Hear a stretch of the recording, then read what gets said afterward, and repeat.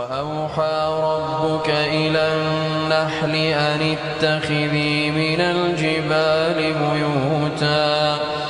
اتخذي من الجبال بيوتا ومن الشجر ومما يعرشون ثم كلي من كل الثمرات